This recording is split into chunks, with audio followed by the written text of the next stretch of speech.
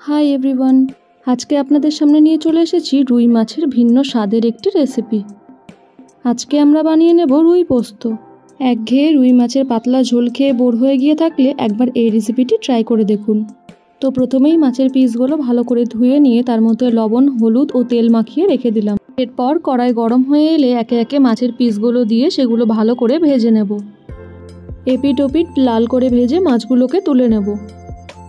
অন্যদিকে রুই পোস্তর জন্য নিয়ে নিলাম একটি বাটিতে কিছু পরিমাণে পোস্ত, সাথে নিয়ে নিলাম কয়েকটা কাজু ও নিয়ে নিলাম কিছু পরিমাণে চারমগজ। জল দিয়ে ভিজিয়ে একটা পেস্ট বানিয়ে নেব। এদিকে মাছ ভাজার তেলে দিয়ে দিলাম দুটো কাঁচা লঙ্কা, সাথে দিলাম কিছুটা এলাচ ও কিছুটা দারচিনি। কিছুটা নাড়িয়ে চাড়িয়ে নিয়ে তার মধ্যে দিয়ে দিলাম আগে থেকে কুচি করে রাখা দুটো মিডিয়াম সাইজের পেঁয়াজ। পেঁয়াজগুলো নাড়িয়ে চাড়িয়ে হালকা গোল্ডেন হওয়া পর্যন্ত আমরা ভালো করে ভেজে নেব।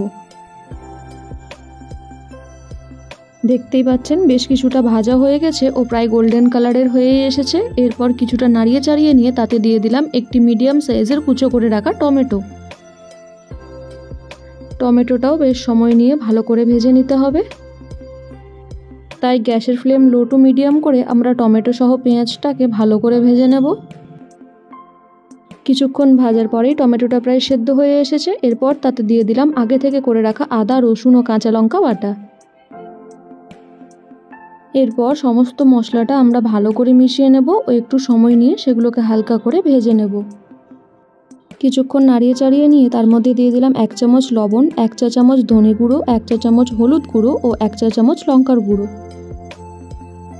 এরপর গুঁড়ো মশলাগুলোর সাথে ভাজা মশলাটা পুরো সময় নিয়ে ভালো করে মিশিয়ে নিতে হবে এবং আদা রসুনের কাঁচা গন্ধটা চলে গেলে এবং মশলাটা প্রায় ভাজা হয়ে গেলে তার মধ্যে দিয়ে দিলাম আগে থেকে করে রাখা সেই পোস্ত, কাজু, চারমগজের পেস্টটা।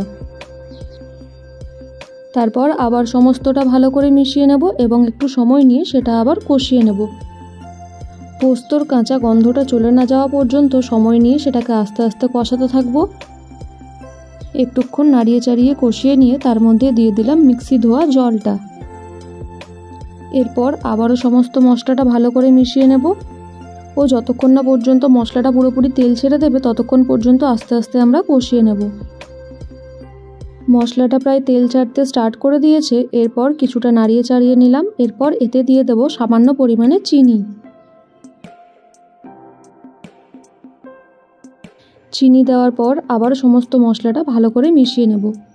দেখতেই পাচ্ছেন মশলাটা পুরো পারফেক্টলি কষানো হয়ে গিয়েছে এবং মশলা থেকে তেলও প্রায় ছাড়তে স্টার্ট করে দিয়েছে। এরপর এতে দিয়ে দিলাম পরিমাণ মতো জল।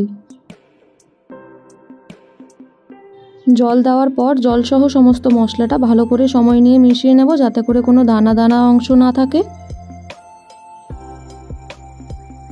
এবং সমস্তটা ভালো করে মেশানো হয়ে গেলে তার মধ্যে দিয়ে দিলাম আগে থেকে ভেজে রাখা মাছগুলো। এরপর ফুটতে স্টার্ট করলে গ্যাসের ফ্লেম মিডিয়ামে রেখে ঢাকা দিয়ে সেটা 10 মিনিট মতো আমরা ফুটতে দেব। ফুটতে পুরো স্টার্ট করে দিয়েছে। 10 মিনিট পর ঢাকা খুলে দেখলাম পুরোপুরি প্রায় কুক হয়েই গিয়েছে। এরপর তাতে দিয়ে দিলাম 1 চামচ মতো গুঁড়ো গরম মশলা এবং উপর থেকে ছড়িয়ে দিলাম কিছু পরিমাণে কাসুরি মেথি। এরপর একটা চেরা কাঁচা লঙ্কা দিয়ে গ্যাসের ফ্লেম বন্ধ করে ঢাকা দিয়ে সেটা আরও 5 থেকে 7 মিনিট মতো রেখে দিন। 5 থেকে 7 মিনিট পর ঢাকা খুলে দেখতেই পাচ্ছেন কতটা দারুণ হয়েছে ও কালারটাও কত সুন্দর এসেছে। এরপর ওপর থেকে ছড়িয়ে দিলাম কিছু পরিমাণে ধনেপাতা কুচি। ব্যাস, আমাদের রুই পোস্ত রেডি। আশা করি দেখে বুঝতেই পারছেন কতটা সুন্দর হয়েছে। ভালো লাগলে অবশ্যই একবার বাড়িতে ট্রাই করুন আর ভিডিওটি ভালো লাগলে লাইক করে চ্যানেলটি সাবস্ক্রাইব করে পাশে থাকবেন।